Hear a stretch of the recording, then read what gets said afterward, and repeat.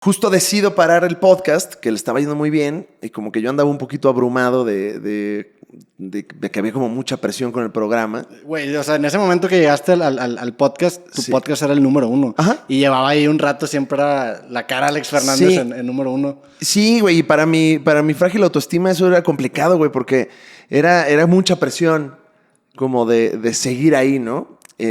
Y era como, no, ¿y ahora qué invitado traemos? ¿Y ahora a quién traigo? A Superman, ¿no? Así de, ahora quién chingado. O sea, como que Sí. tenía yo una presión por sacar el programa y por hacer, porque tuviera muchos views, que de repente tuve, sí, como que hice una pausa y dije, o sea, no, güey. No estaba sano el pedo. O sea, esto para mí no, a mí así no me late, güey. Y también grababa yo en mi casa. Y entonces ya de repente la línea entre mi casa y mi lugar de trabajo se empezaba como a borrar. Y como que todo eso dije, no, güey, chingue su madre, me voy a volver loco. Aparte, yo no soy, o sea, yo no quiero ser un podcastero, o sea, no quiero, Sí. no porque sea menos, ni mucho menos, no quiero ser eso, güey, ¿no? Sí. O sea, para mí el podcast siempre ha sido una herramienta para tener al público, para tener contenido, para mostrar mi trabajo. A mí lo que me gusta es crear comedia. Sí, y lo dices que son como esos elementos para financiar el stand-up, ¿no? Ajá, sí. Para mí siempre fue así. En ningún momento dije, yo quiero ser el príncipe del podcast. Pero en es que México, sí lo ¿no? fuiste, güey. No, sí, claro. Y de Claro, repente estuve- como que llegó y fue como, ay, no mames, ¿qué? Y entonces era tanta presión que dije, ching su madre, paro este asunto, voy a construir un estudio, porque también quería un espacio que no fuera mi casa, para Sí. que la casa fuera la casa. Y justo paramos, hago la pausa, empezamos a construir el estudio, que también es estudio de mi esposa. Y pues no, güey, la pandemia. Sí. Entonces se nos cae la pandemia y pues el maestro que estaba ayudándonos ahí con la cabina, que es un güey muy chingón, experto ahí en hacer cabinas y demás, pues yo dije, no, güey, pues la neta, pues no nos queremos, no te quiero dejar aquí sin chamba, güey, entonces pues échatela tú solo. Entonces era una persona Haciendo todo el jale. haciendo todo el jale junto conmigo y nos tardamos un chingo. Luego no abrían las tiendas, güey. O sea, tenías que ir a la Comex y no abría la Comex porque pues estábamos muriéndonos todos. Pero para comprar tipo chapas o Para o chapas, lavabos. porque sí metimos paredes Acústicas. con paredes acústicas, metimos paneles de espuma, una cabina de voz, vidrios dobles. O sea, sí le metimos chido, güey, alfombra, piso, paredes, Entonces todo eso tardó un chingo, costó un chingo Y pandemia. y nada más fue un proceso así como de, ay, ¿por qué? O sea, ya siento que me compré el camello. Sí. ¿Y ahora qué chingados hago con el camello, güey? Pero cuando acabó el estudio, y pues estamos muy orgullosos de tener ahí como nuestro espacio y como nuestro negocito, güey. Y también lo usas, o sea, para algo... ¿Qué tan grande es, güey? ¿Lo usas para algo que no sea podcast? Sí, es casi como en este espacio que estamos grabando Ok. un poco. Entonces grabo ahí mi podcast y también grabamos la Liga de los Supercuates, Fran Ok. y yo. Y pues cualquier cosa, o sea, de repente tengo que hacer un show remoto y ahí lo hago. Tenemos un green screen, o sea, como que Ya. le construimos ahí varias cositas. Y ya que tuve eso, dije, pues ya, ching su madre, vamos a regresar, pero ya no con la presión del podcast y porque así no me gusta. Y entonces, desde ese momento y desde que empezó la temporada 2, dije, voy a hacer lo que yo quiera. Sí. Lo que a mí me guste, lo que para mí sea importante, lo que para mí sea divertido, en lugar de lo que sea que me lleve al primer lugar.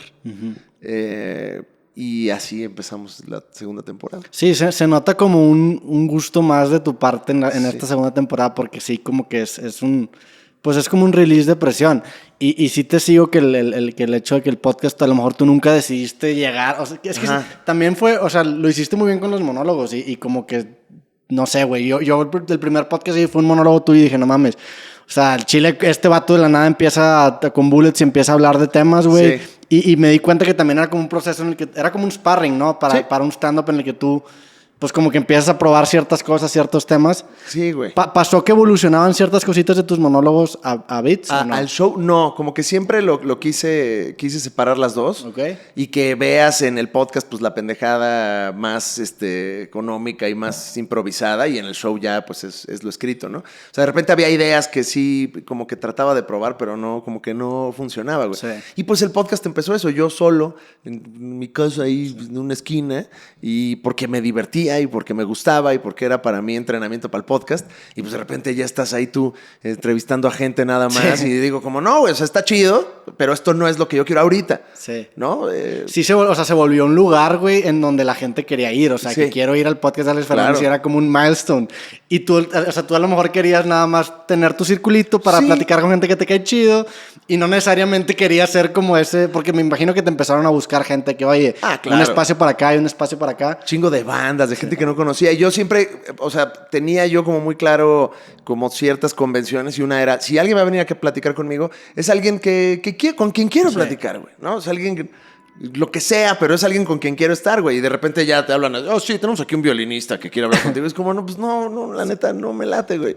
Pero ¿qué tanto influía, por ejemplo, que te ofrecieran a lo mejor a alguien que no conozcas, pero era muy grande? Porque te digo porque en el podcast me ha pasado, güey. Sí. Y muchas veces invito gente que no conozco. Digo, también empezó... Para mí el podcast, en lugar de ser una herramienta para financiar mi comedia, para mí era el bracito comercial de mis libros, que es de lo que yo dedico. Entonces, pues el podcast creativo está patrocinado por Libro Creativo. Y ayer pusimos anuncios ya por fin en los audios. Entonces, este podcast va a tener un anuncio. Un pinche anuncio cada 2 minutos, ¿no? Compra mi libro. Sí, compra mi libro. Compra Creativo, no seas estúpido. Pero güey... Este es el anuncio para que lo pongas. Compra Creativo, no seas estúpido. Compra Creativo, usa el código Creativo y te llevas un 10% de descuento. Pero, güey, o sea, a lo que quería llegar es que fue un accidente también que el podcast creciera mucho. Sí. Y luego te empiezan a llegar como que estas ofertas y yo sí claudiqué en el sentido de que yo ya tengo escrito mi tercer libro del año pasado, pero como el podcast le fue bien, dije, a la chingada, vamos a venir a la Ciudad de México y a grabar con quien jale. Claro. Entonces... ¿Cómo llegaste tú a esa conclusión, güey? ¿Te gustó más la parte de comedia que el podcast? Claro, no, es que el pedo es que también a mí sí se me atravesó la pandemia cuando yo tenía planeadas otras cosas. O sea, se supone que el año pasado yo tenía pues, un tour para un nuevo show y además teníamos un tour para hacer teatro con la obra de Agotados, que fue la primera obra en la que estaba yo actuando. Entonces teníamos 2 tours y eso es a mí lo que me alimenta y lo que me gusta. Entonces también dije, si pauso esto, pues qué chingados, güey. Sí. Tengo todo esto aquí. ¿Qué puede pasar, no? Y pues pasó todo lo que podía pasar. Se cayó todo. Y pues tú al menos aquí en pandemia pues está bien chido, güey, porque puedes estar produciendo programas y no se te cae el changarro, güey. Y también compras tiempo. O sea, yo vine para acá para poder comprar casi todo el año. Aquí vamos a grabar casi 40 episodios, entonces ya tienes el año cubierto y ya dices como que check de tarea. ¿Tú adelantas episodios? A veces. Sé que te dio COVID y adelantaste un episodio cuando estuve, pero tenías uno nada más adelantado, ¿no? No adelanto mucho porque luego siento que las pláticas se van como saluda ahorita, feliz Navidad a todos los que están escuchando el podcast. ¿Qué año vivimos, eh? Estuvo a toda madre, gracias el recalentado, todo, ¿eh? Sí, como que eso a mí no me latía, pero pues entiendo que también tú lo estás haciendo para tener chance de publicar el libro. Pues tiempo, güey, para hacer otra cosa, porque pues si no, vas a estar aquí hablando. ¿No te vicias luego de tantas... O sea, ¿cuántas pláticas has hecho? Un chingo. A esta que estoy llegando yo, ¿cuántas? En Ciudad de México, desde que llegamos aquí, llegamos el 28 de febrero, ¿hoy qué día es? ¿12 de marzo? Sí. Yo creo que debemos llegar unas 22 pláticas. 22 pláticas. Sí. ¿Y no sientes así que ya no quieres hablar? Siento que estoy... Ya no quieres hablar con nadie, así como ya. Así. Sí, un poco, güey. O sea, estas notas como que... Sí. Ahí veo así nada más las notas de... O sea, si no estuviera normalizado el formato podcast y vieran un vato con notitas con nombres de personas... Ajá. Probablemente. Pareces asesino, ¿no? Ajá, o sea, estás ahí buscando. Sí, ahí. Pues sí, güey, ha sido raro también el mundo del podcast, cómo ha evolucionado, porque pues para mí, te digo, era un bracito de mi comedia. Sí. Y de pronto sí se volvió pues en todo este fenómeno, y específicamente en el mundo de la comedia, pues se volvió como en una especie como ya de televisora, güey. O sea, ya está todo el mundo de los programas, es una parrilla donde puedes ver el lunes uno, el martes otro, el miércoles otro, entre todos se pelean, luego hacen el live, ¿no? Está el chisme. Y luego se empiezan a tirar. Ya es como un microuniverso que pues nunca pensé que fuera a suceder, ¿no? En Estados Unidos el elemento del podcast sí era como, o sea, sí es un recurso también para un comediante, o sea, sí empezó, ¿no? ¿Con qué podcast te basaste tú? O sea, siempre me gustó mucho Joe Rogan, algunas cosas, y como que lo veía mucho, pero pues crecí viendo ahí a Marc Maron. Ya, el de Marc Maron era muy bueno. Marc Maron muy chido. ¿Qué le pasó, güey? Pues él es o sea, llegó a tener Obama en su cochera, güey, y luego como luego, pues creo que lo mismo, a él le gusta la música, entonces luego pues entrevista a músicos. ¿Viste la serie de Marc Maron? ¿Cuál? La de... Que es como la de Louis, pero en lugar de tener el stand-up como lo tenía Seinfeld, tiene como el elemento de podcast. No la vi. Está buena, la ¿Sí? neta, güey. Solo lo vi en Glow. Vi 2 temporadas y me gustó. Sí. El pinche Mark Maron es bien chido. Sí. Y pues es un güey bien relajado, güey. O sea, ese cabrón todos los días en Instagram a las 9 hace un live ahí donde se toma un café y habla de nada. Sí. O sea, es un güey como muy tranquilo también, que ya tiene una carrera como muy larga. Y creo que también conforme vas avanzando en la carrera, pues tus prioridades... Sí, o sea, a Mark Maron no le importa le vale madre. el pinche Beautiful, güey, ¿no? O sea, le importa hacer lo que le gusta. Se escuchaba mucho a Mark Maron, algo de Chris D'Elia, que en paz descanse. Era muy bueno el de Chris D'Elia. Sí. ¿A quién más? Norm Macdonald, del programa de Norm Macdonald, que luego Netflix ahí lo compró. Entonces, no he escuchado tampoco tantos, pero siempre fui fan de la radio y de hablar. Y de hecho, o sea, mi mero mole pues son las estaciones de radio de aquí de México. Yo crecí con pues, locutores emblemáticos como Layo Rubio, Rulo, Leos, Sopitas, que esos para mí fueron los que me moldearon en puta. Estar atrás de un micro es la onda, güey. ¿Cómo es el proceso tú para llevar una conversación? Ya me dijiste que, digo, es más natural en tu caso porque pues invitas gente que te cae bien, es tu circo, entonces más que nada es como una plática así con cervecita y más relajado.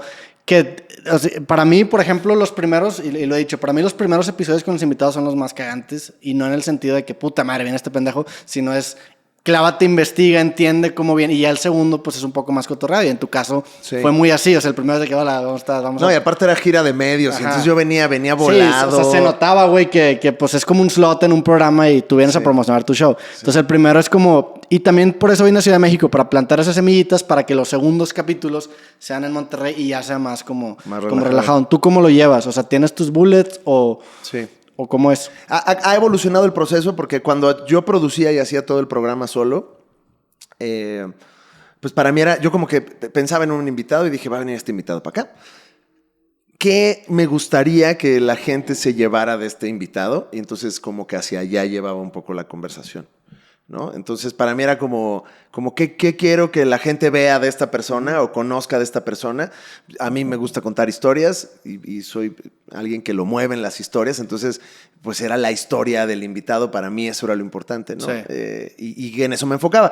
Y después hago la pausa y digo, ya, esto está la madre de hacer, porque aparte yo lo grababa, lo editaba, buqueaba al invitado. No, aparte estabas en tiempo real metiendo música en la... Y es producción en vivo, sí. O sea, la neta está bien cabrón concentrarte en eso. Pero el switcheo no lo hacías momentáneo. El switcheo ya lo hacía yo después, editaba. Entonces todo lo hacía yo. A veces Yara me ayudaba ahí encuadrando porque es fotógrafa, pero hasta ahí, güey. Entonces ya me estaba yo volviendo un psicópata, güey. O sea, me iba a volver loco. No puedes hacer todo. Ibas no puedes a caer en un departamento encerrado 23 días grabando 40 capítulos. No. Sí. Mira, pues ya te veo a ti, ya te estás derritiendo. No, y te vuelves loco de controlar todo el producto. No puedes estar controlando todo el tiempo, ¿no? Entonces ahí fue cuando dije, tengamos un equipo y así yo me despresurizo de chamba y puedo hacer otras cosas que para mí también son importantes. Y entonces ahora trabajo con Carla Camacho, con Ray Contreras, con el Muñe en la producción y pues ya tengo un equipo que me ayuda. Entonces viene un invitado, peloteamos 2, 3 cosas, 2 dinámicas, o sea, preguntas. Pues bueno, es que no tienes tú tanta investigación porque pues ya los conoces. Ajá, sí. Y si hay que investigar, pues ya le investigamos más. Pero es más peloteo. O sea, tenemos una sesión ahí como creativa entre nosotros 3. Y de ahí sacamos notas y ya nos vamos a grabar el programa, ¿no? Graban el programa, ya ni siquiera tú lo editas, tú no te metes con video, con audio. Muñe me ayuda con todo. Yo ya no veo esa parte. ¿Y cómo superaste esa parte obsesiva? Porque yo la tengo, o sea, ahorita Adriana trabaja conmigo y para mí fue un paso también bien grande, güey. Sí, hasta le hizo sí, güey. Nomás le dijo, no mames, sí, porque yo también... ¿A qué vine? Pues esa vez que fuiste al podcast también, güey, yo estaba en un proceso... Bueno, creo que ahí estaba Andrea, que me ayudaba en su momento a switchar. Pero ahí fue cuando empecé a dar el pasito de... Ok, soltar un poquito las cosas porque yo también en su momento sí switchaba las cámaras, conversando estaba así, güey. Entonces imagínate, parecía psicópata, de repente no me concentraba, se traba una cámara, tenía que estar monitoreando el audio y pierdes también como RAM para concentrarte. ¿Cómo tú diste ese paso? ¿Fue repentino de que ya la chingada de un día para otro suelto o fue, te metiste y luego te metías al corte que yo cortaría así o cómo fue? No, dejé ir completamente. O sea, en cuanto corté la primera temporada, yo estaba a 2 de ya dejar todo y decir, ya, que chingue su madre esto. O sea, ya no puedo, porque sí era muy desgastante todo. Porque aparte no dejaba de hacer las otras cosas. O sea, yo tenía el podcast que producía, editaba y hacía yo todo por mi cuenta, pero también teníamos el programa de cultura pop con Fran, la Liga de los Supercuates. También me iba de tour, también me iba a hacer shows, güey. O sea, esa vez que te vi en Monterrey, pues seguro yo ya venía hecho también una piltrafa, porque seguro grabé 2 programas, luego volé 17 entrevistas. No, ese día empezaste el podcast diciendo que habías perdido un avión. Aparte habías perdido un avión, güey. Mira. Sí. O sea, ya mi vida era un cagadero. Entonces fue como, no. O sea, es un poco, siempre creo yo que tienes que replantearte el por qué estoy haciendo esto. Sí. O sea, ¿por qué estoy en esta actividad? ¿Qué es lo que me importa de esta actividad? Y pues lo que me importaba no era eso, güey. No era sufrir ni estar en el número 1. Lo que me importaba era divertirme, pasarla bien y seguir haciendo comedia. Entonces dije, produzcamos un programa que le dé servicio a eso. Sí, y aparte era irónico porque, o sea, tú empezaste stand-up saliéndote de una jaulita que era, trabajas en Nestlé, ¿no? Ajá. Y te habías construido otra jaulita que no necesariamente reflejaba güey. Lo que tú querías, güey. Totalmente, güey. No lo había visto así, pero era una... Pero sí, me hice otra oficinita. Otra jaulita. De la chingada. Entonces, me ayudó mucho tener un equipo y la verdad no me arrepiento y creo que dejar ir es uno de mis grandes aprendizajes del año pasado porque tienes que dejar ir, ser el número 1. Tienes que dejar ir, hacer tú todo. Tienes que dejar ir y así. Y entonces ya empiezas a tener paz a otros niveles, aunque quizás es menos glamuroso porque no estás en el acá, ¿no? No eres el más importante, pero pues ¿de qué sirve ser el más importante si por dentro estás todo desmarañado, güey? Sí, aparte pues es un costo el tener que mantener algo que no necesariamente te refleja a ti, güey. Y pues a fin de cuentas te metes a estos tipos de carreras para hacerle fiel a esa persona, ¿no? Entonces, pues sí, ese fue el proceso y es muy chingón porque además trabajo con un equipo que son comediantes, entonces pues eso sigue siendo peloteo creativo y sigue siendo parte de mi chamba. Nos divertimos muy bien. Yo ya no tengo que ver nada de eso y me puedo dedicar a otras cosas que creo que también son importantes para la comedia en México.